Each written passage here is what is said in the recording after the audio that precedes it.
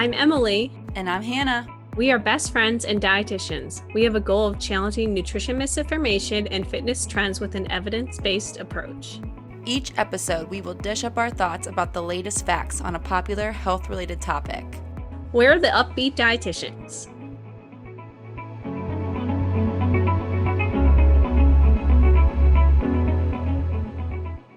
Hello, everyone. Welcome back to the Up-Beet Dietitians podcast with Emily and Hannah.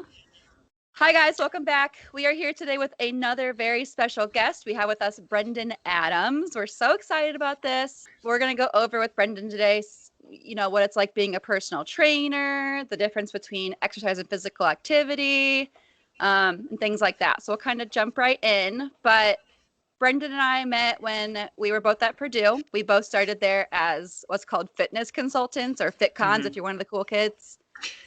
And then we both became personal trainers as well. And we both currently are actively acting as personal trainers as well in our jobs. But Brendan, tell us about kind of what you're up to these days and what you're doing for work and all that good stuff. Yeah, I just graduated from Purdue, where Hannah and I met actually a year ago, almost on the dot today. It's been a crazy year, but graduated with my degree in kinesiology with a clinical concentration.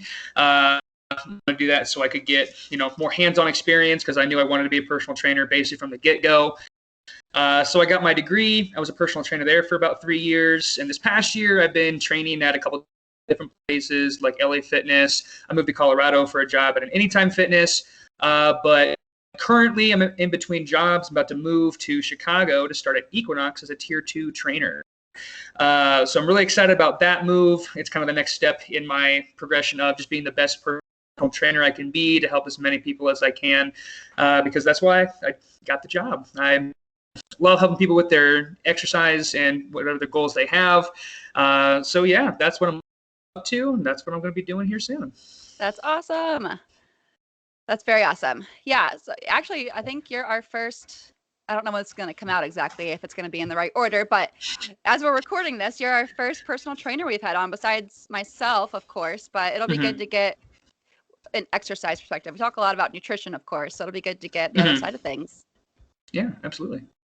Okay, let's jump right in. So will you tell us about what a personal trainer is and kind of the process of becoming a personal trainer as well? Absolutely. So the most important detail is a personal trainer is someone with a certification from any verifiable and legal source. So some examples are ACE, NASM, and ACSM. ACSM is what we used at Purdue, but I got my ACE certification before I graduated, so I could be a personal trainer at Purdue. So a personal trainer is somebody with a certification that can help basically anybody. They coach them through exercise routines, healthy habits and such. I am not a dietitian, therefore I cannot meal plan for people, but I can tell them, hey, yeah, stop eating cake, 24/7, and maybe add some vegetables to your diet. You might feel a little bit better. General things like that we can help with. I like to think of it more as a fitness coach is kind of another term we like to throw around there.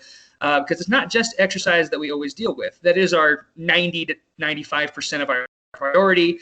But a lot of our other duties go to some people like, hey, what should I be doing on my off days? What should I be doing with this?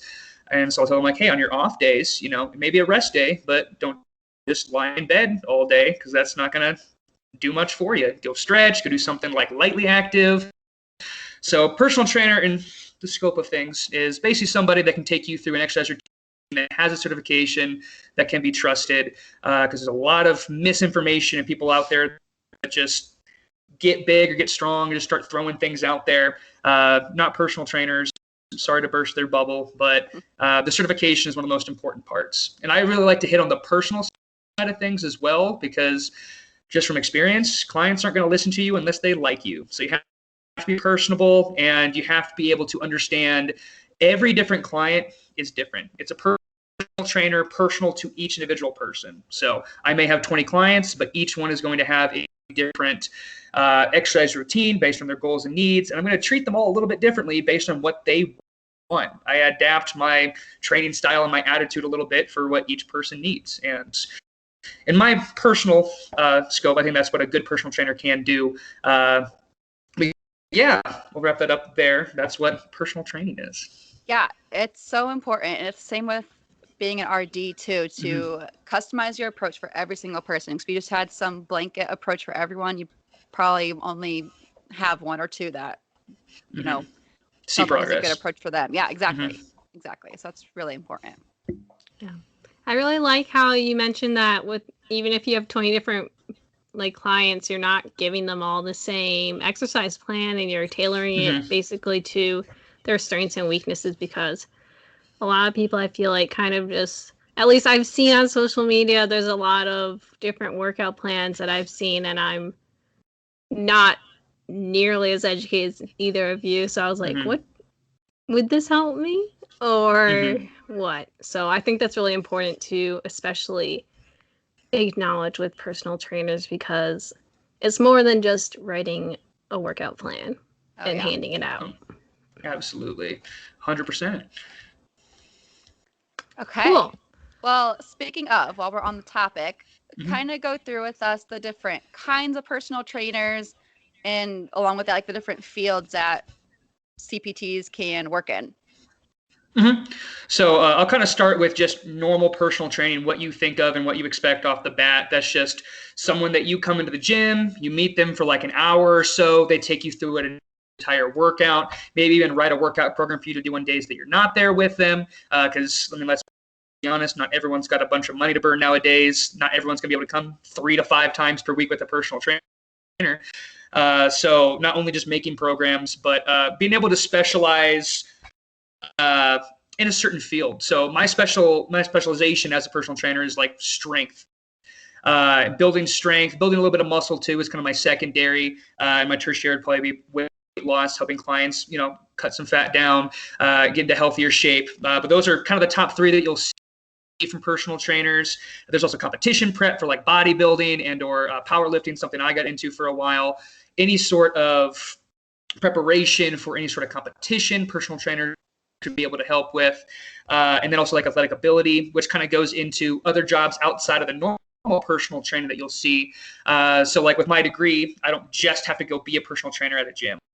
I could work my way up into management somehow if that's something I want to do, but you usually have to start down as a trainer, understand the club, and everything that goes on within it. But other jobs, you can continue school and go do occupational therapy, physical therapy, things like that, where your personal training experience will help, but it's way more tailored to like injuries and things like that, especially with physical therapy. There's also sports coaching, all the way from like elementary, high school, college, up to the pros. There's also teaching. I mean, all of our professors at Purdue, they were personal trainers once upon a time. They have their certifications, which is something I honestly think I might get into later into my 30s, 40s. I love cool. Oh my god. One of my favorite parts of my job as the lead trainer at Purdue was I got to help with the ACE course. And being able to tell other trainers how to do things correctly and see them help their clients make progress, it's a trickle-down system. Yeah. And so if I can help them by teaching them right things and they help everybody else, it was the greatest feeling watching the soon-to-be trainers kind of develop and grow in that system. So I could see myself doing it, not locking myself into it, but that's definitely another route you can go. And also like physical education, so like elementary school teachers, stuff like that, or even like high school teachers. If I'm honest, I would love to do that as well, but the money is just not there. And the only reason I really want to do it is because most high school sports coaches don't have the right certifications, and they're teaching kids bad things at a young age. Where 90% of my like 18 to 25-year-old clients that I've worked with from Purdue on, I have to just unteach the bad habits first. And so if we teach kids good habits from the get-go when they're in high school sports, it'd be so much easier to see progress with so many more people. But yeah, money's not quite there with anything when it comes to like high schools. Unfortunately, my mother's a teacher. I know that things. So I find myself more in the personal training area instead of the physical education.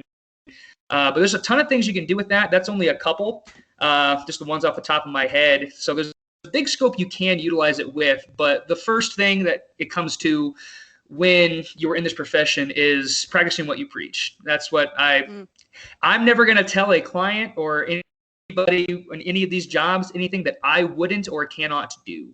Now, if a client is way more advanced than I am. Like they can do like backflips and handstands out of the wazoo. Like, cool, I'll train them and I'll research some stuff and help them out with that. But I still have to be able to practice. Like if I tell my clients to eat their vegetables and all I'm doing is eating steak and I guess potatoes are a vegetable, but just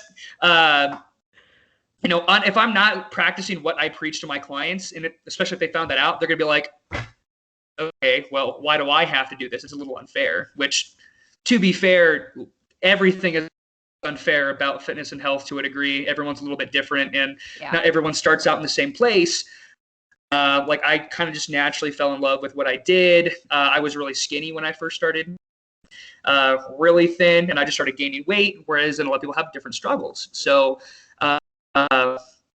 things aren't going to be fair, but it's really important to at least practice what you preach with your clients and make sure that they know that you are living the lifestyle that they also want to live, because if they know that you're not, they're more likely to give up from what I've seen. Right. So and just like the empathy part of it too. Mm-hmm. Like absolutely trying your best to like be in their shoes, even though you can't be. It's totally a different situation, but trying your best to understand where they're coming from and relating to them the best you can is always helpful too. Absolutely. That was a great overview. There's so much you can do. People often just think that they're in the gym broing it up, but there's so much more you can do as a trainer. Absolutely, yeah. So I think that kind of leads into our next topic of the importance of exercise overall. And we wanted to hear from you why exercise is important for every individual and what your 2 cents are on that. Oh, absolutely. So again, this is tailored to every different person's going to have a different workout routine, things that work with them. When it comes to exercise, there's so many benefits, not just physical, but cognitive, mentally, emotionally. It's my favorite de-stressor. Whenever I'm feeling like really amped up after a day of work and I haven't worked out yet, it's so nice to be able to go work out. That's what it started as for me. I just need a place to go de-stress, and exercise always helped me do that. And I knew it did with sports. But it's always important when it comes to each individual person, find out what works for you.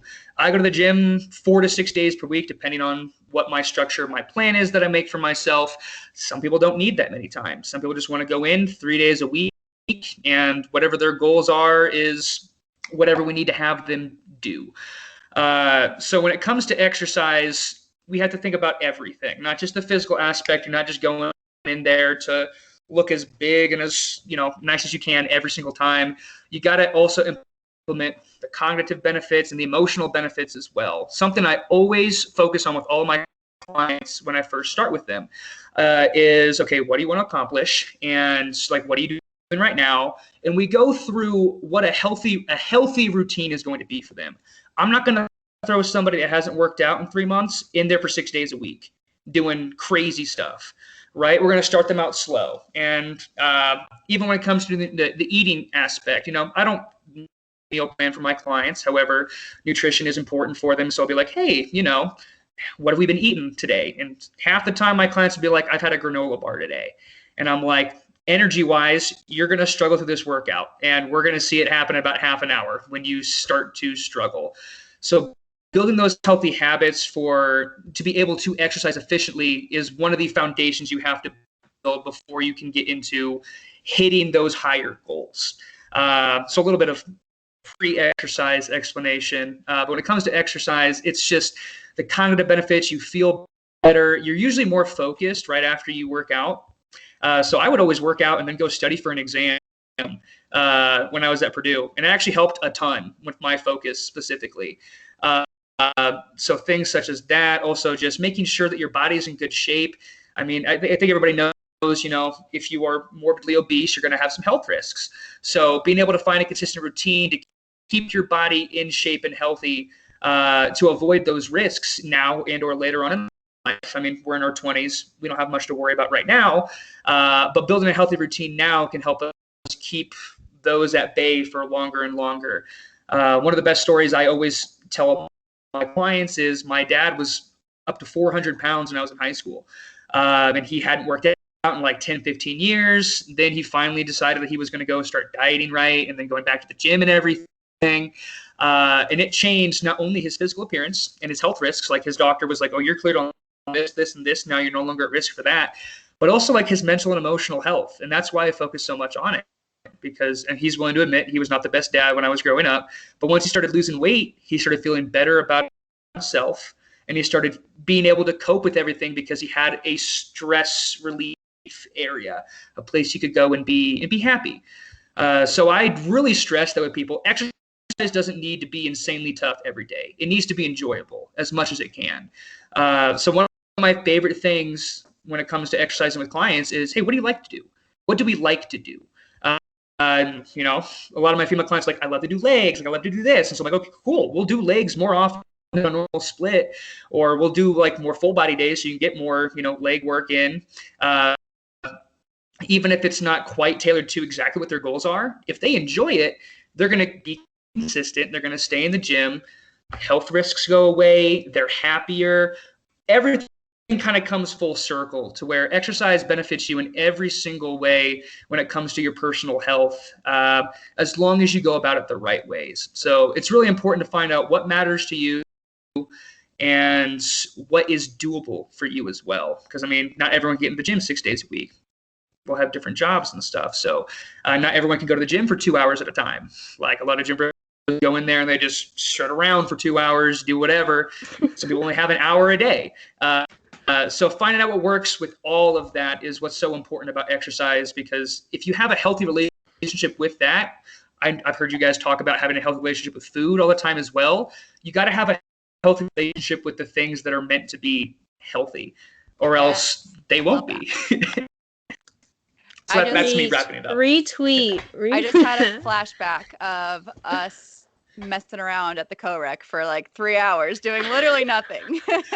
I would be there for 3 to 4 hours freshman year because I would just be so bored. I didn't have any friends yet. I didn't have much to do. There was one Saturday I was there from 8 till 2, and I was like, what am I doing? What am I doing? No, I was not working out the whole time. I would just hang out and talk to people, but still.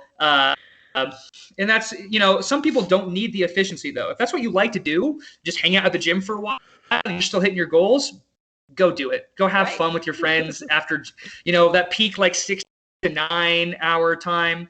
If you want to be there the whole time with your friends, go do it. That's what makes you happy. But, you know, if you're not hitting your goals and or like, you know, you're doing that, but then you go home and don't eat dinner or whatever because you don't have time, then that becomes a problem.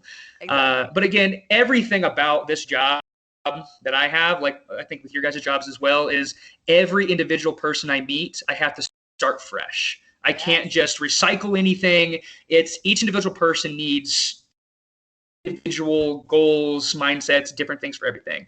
I can have two people do the exact same workout, and as long as I've like verified it with myself, I'm like, okay, yeah, this would work for their goals. It's the exact same stuff. Then I'll do that and or just tweak it a little bit. But for the most part, I start from scratch with each individual person from the get-go because each person is a different person. Like no one human's the same. It's beautiful, but it also makes things a little bit more challenging, but fun at the same time. Right.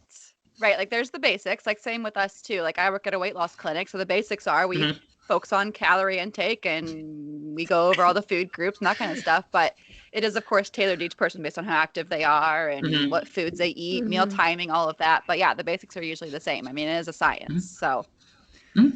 So going right off of that, what is the difference between exercise and physical activity? So exercise tends to have a structure. It's intentional, it's planned, and it's usually repetitive movement in order to hit a certain goal. So if I'm doing a squat, you know, I'm trying to gain leg strength. I'm doing the exact same motion repetitively with a purpose in order to build my leg strength up. Physical activity is going to be more like anything you do that expends energy. Getting out of bed is physical activity. Cooking breakfast is physical activity. This is physical activity. It's anything that requires any sort of energy, which everything does. Me moving my mouth right now, it does, is considered physical activity. So if you're just, you know, moving your body with no rhythm, no rhyme, just doing whatever you want to do, that's physical activity. But if you're doing something physical that has a structure, a plan, a purpose, that's going to be what we consider exercise. Yes, it's so important to differentiate the two. And I don't think people know the difference. Like a lot of my patients and clients, I think just get overwhelmed. They think they have to like 7 days a week have this hour of structured exercise, where I'm like, no, just be more physically active, and that will have benefits as well. But of course, when I say that, I mean like going for a walk, that kind of thing. But it is good to differentiate the two.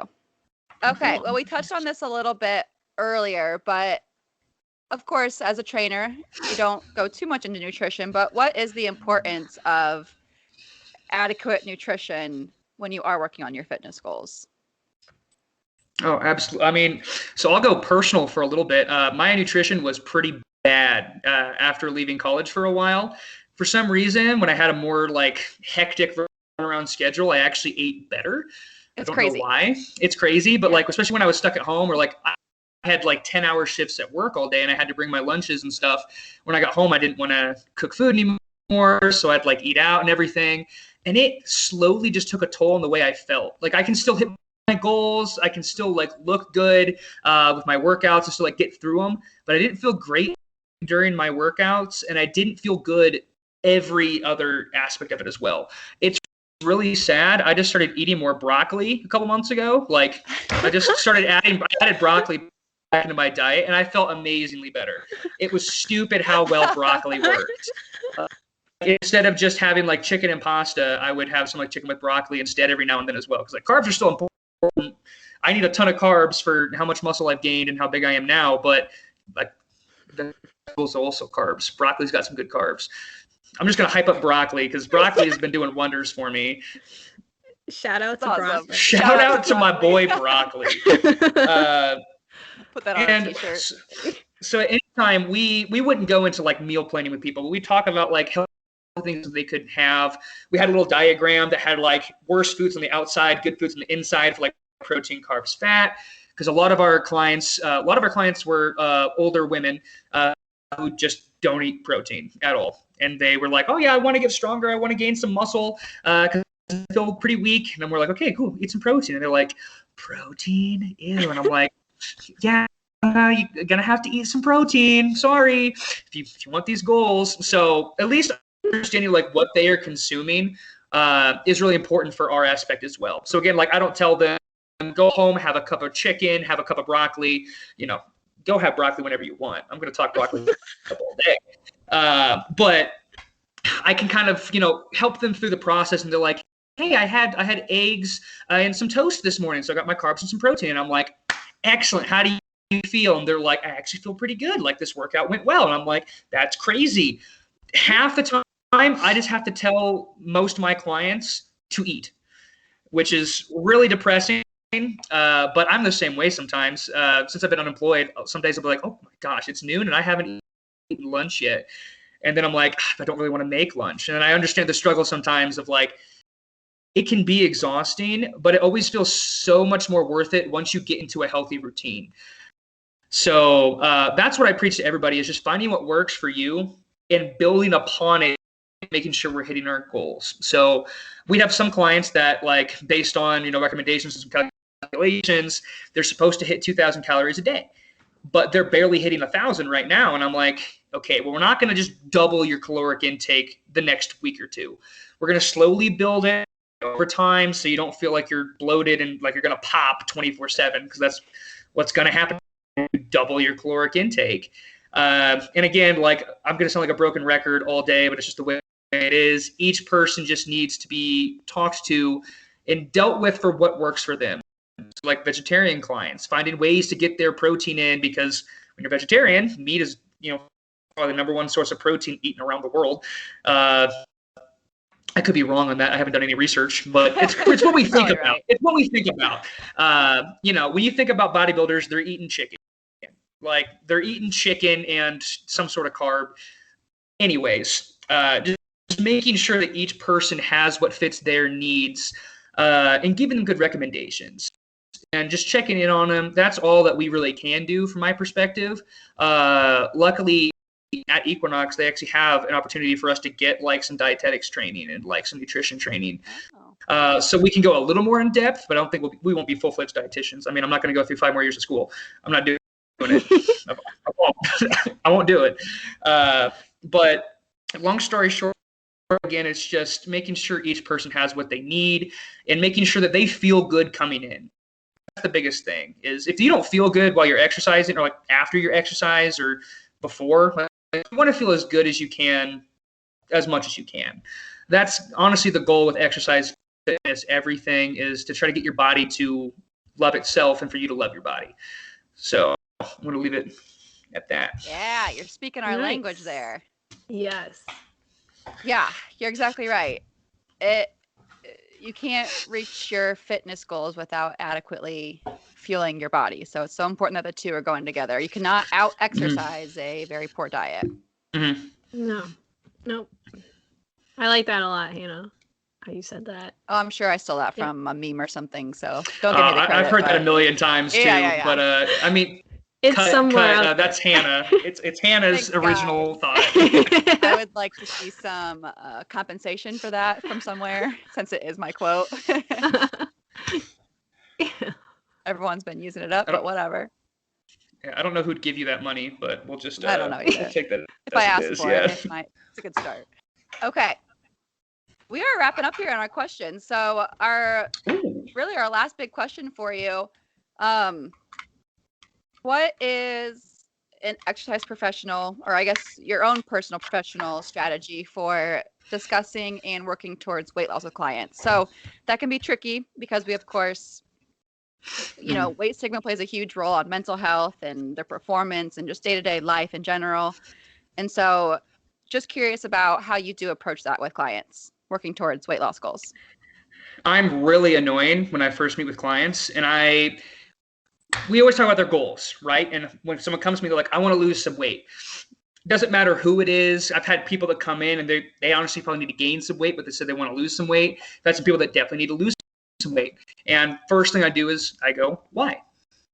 And then they have to like come up with like why exactly it is that they want to lose weight. Some people, like my doctor told me to, right? And then there's not a lot of intrinsic motivation. It's just kind of like, I've been told I need to do this, so I probably need to do it.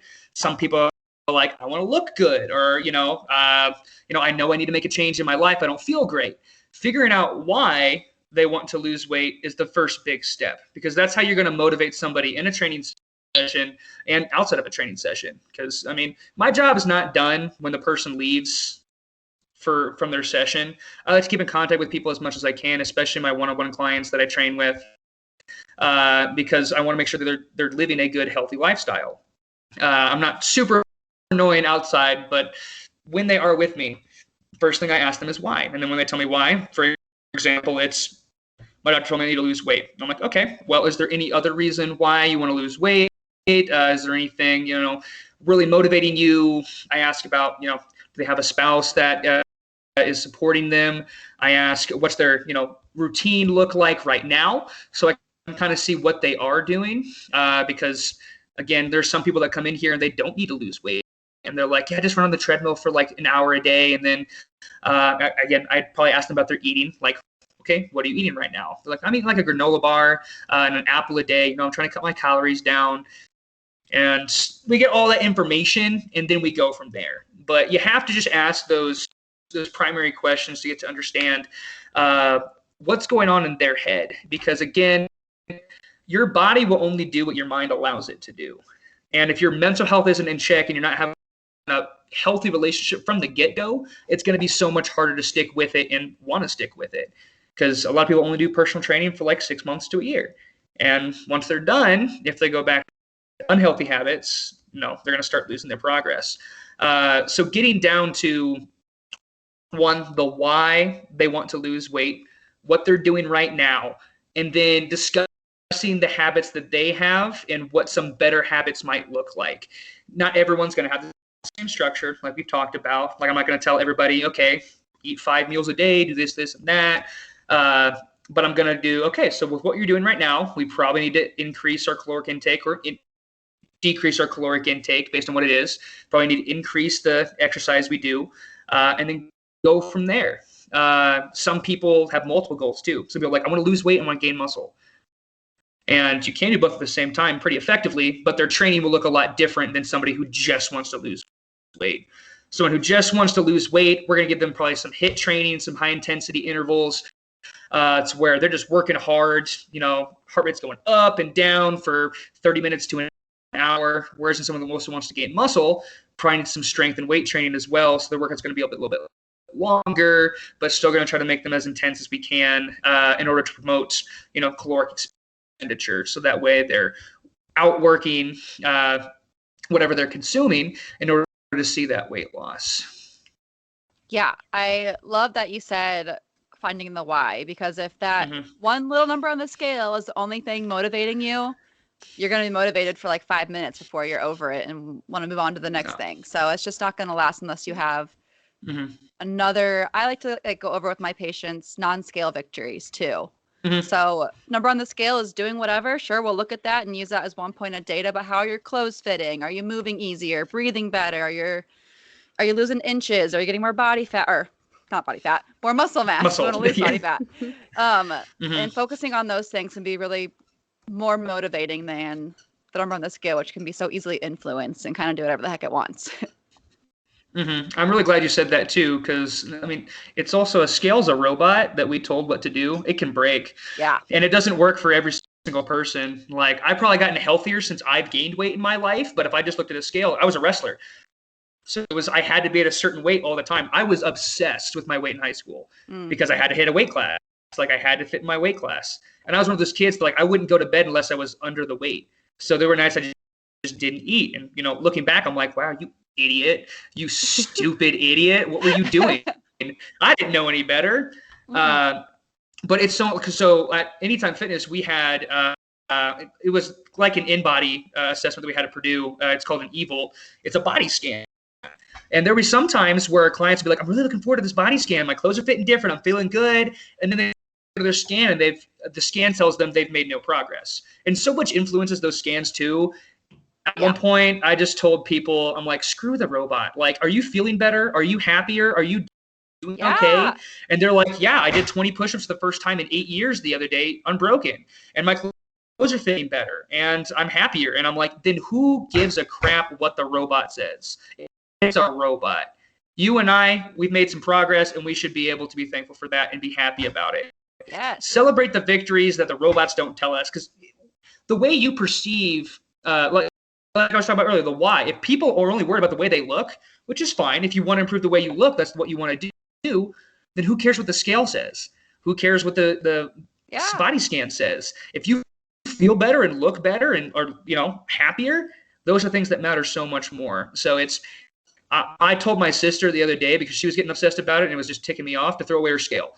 And she's like, I feel better than I have in a while because I just don't worry about it anymore. She spent like 5 times a day. She'd go to the bathroom and just worry about her weight. And I'm like, you're going to fluctuate 2 pounds a day, give or take, anyway. Yeah. Like, you don't need to be checking it that much. Again, 15-year-old me would be a hypocrite in that sense, but I'm not 15 years old anymore. So, but it's so important just to be able to accept what your body is doing and changing, and not just trusting the robots. I hate the robots. Like, they're good in certain circumstances. Don't get me wrong. The body scans can be pretty accurate, but push comes to shove. I'm going to tell you, if you're looking and feeling better, those are the top 2 things that matter almost every time. And I am so stealing that robot thing. I love that. I know. Don't trust the robot. Don't trust. The past 2 months that I worked at Anytime, that's just what I started doing, because some people were making such great strides in our sessions, and then also without I haven't worn this shirt in like a year. And then they'd come in and they'd only have lost a pound of fat, or some of them won't have lost anything based on the scan. And I'm like, just screw the robot. Do you feel better? Do you feel happy? I'm like, did that scan just ruin your day? And they're like, yeah, because I haven't made progress. I'm like, yes, you have. Shut up. Some of my clients, I'd get pretty just upfront, be like, shut up. Your dang mouth. You know that you're being dumb right now, and you know that we only care about those other things. And they're like, yeah, you're right. And then after we'd have our session, they'd be like, you know what, I'm glad that we talked about this. And that's super important. Again, it's that mental aspect is so important with every single client and every person too. They don't have to be my client, but if someone's like, I haven't lost any weight the past week, but I'm working out consistently, and I just overhear that, I'm like, hey, do you feel any better? Ask the important questions, not just, oh, how much do I weigh? Because, and this is all fairly new, fitness has made huge strides the past just 10 years. And we've got to kind of experience the more intelligent aspects of it, growing up into it. Because there's a lot of like old school methods, like, weighing yourself 3 times a day that just, we found that aren't great for every aspect of your health. So it's really important to take the important victories over the robotic victories. Yeah, you're exactly right. I feel like that was such a good way to finish up this episode, is really the emphasis on how you're feeling and not what those robots are saying. Screw the robots. Don't trust the robots. Yeah. Don't trust the robots. Don't trust the robots. There have been so many robot apocalyptic movies, like, don't trust the robots. They've only hurt us.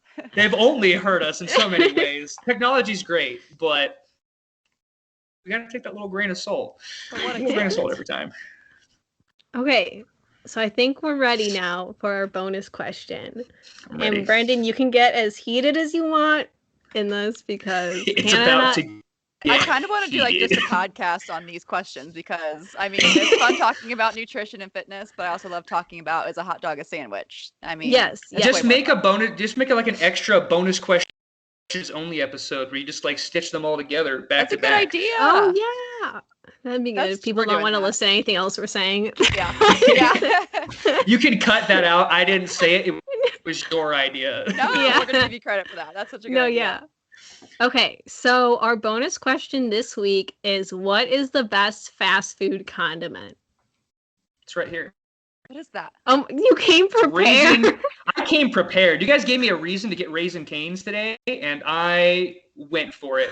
Raisin Cane's sauce. It's delicious. I just spilled it over my laptop.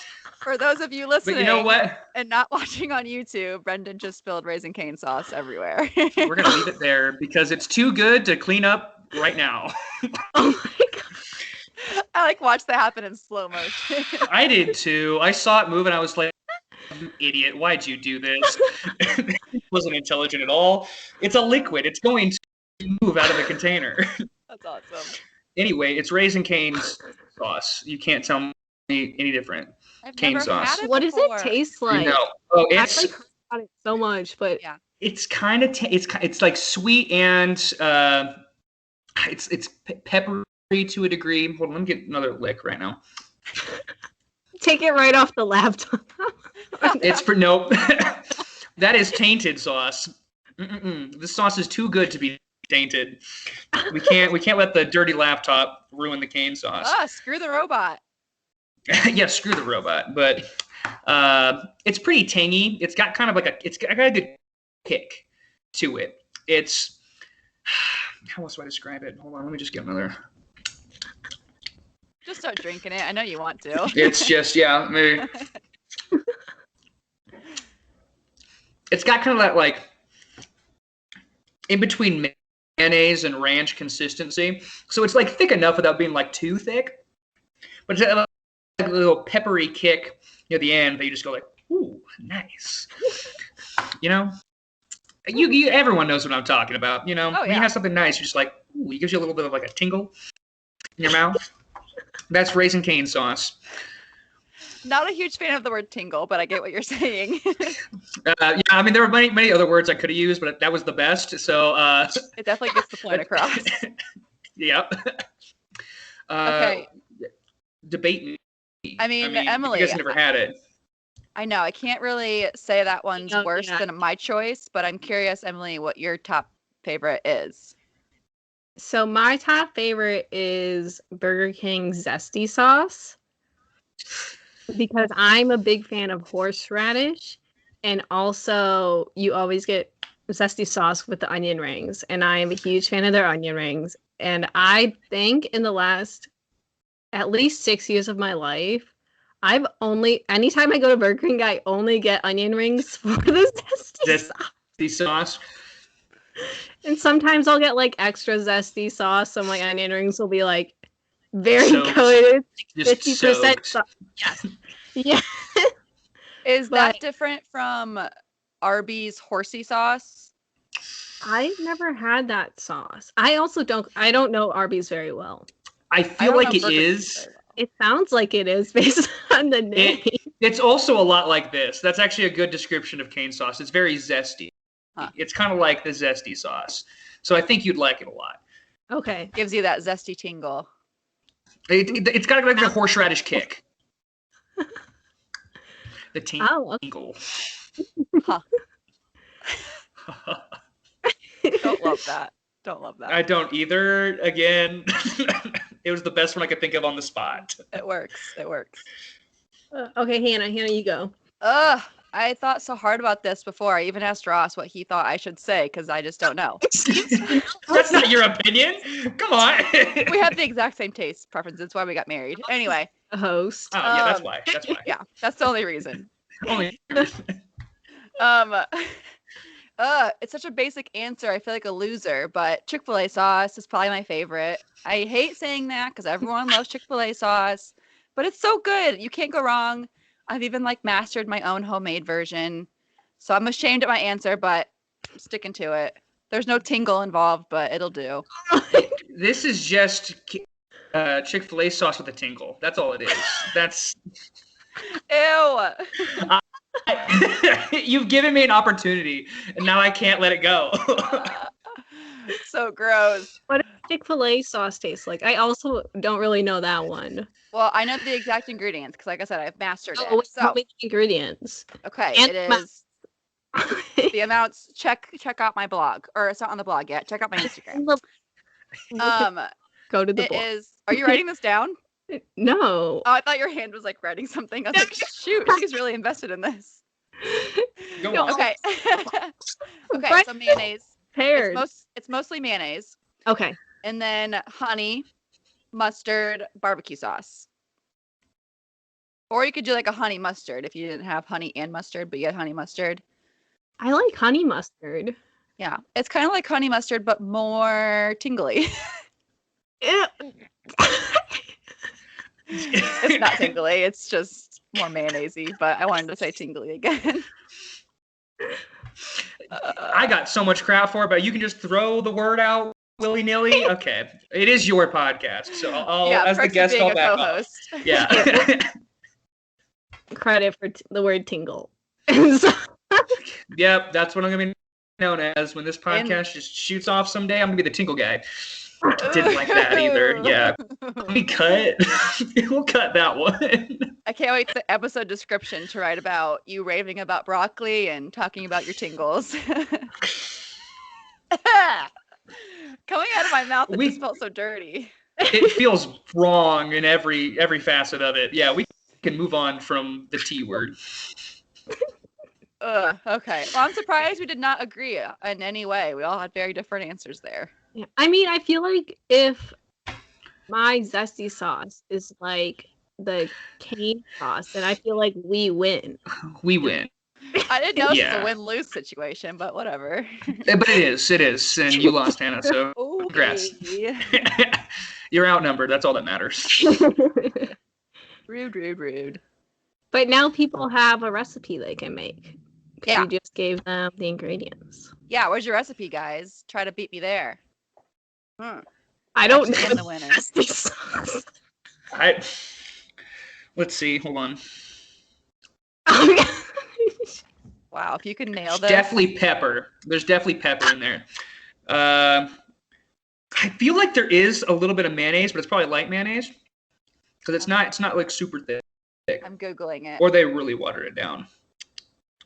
There's definitely some Cajun seasoning in here to give that little bit of extra spice. There's no honey mustard. I can guarantee you there's no honey mustard in this one. I'll give you a hint. There's 5 ingredients. I want you to name them, and then I'll tell you if you're right or wrong. Okay. We're going with mayonnaise, but if I had to be more specific, light mayonnaise. Just like normal ground pepper. Cajun seasoning. Oh, man. I'm just looking at it right now, seeing if I can see what the flecks are. Got little specks of things in here. Hold on. We gotta get another. I got an extra one just for this podcast, just so you know, just so I can taste test this. Oh my god! Aww, I love that.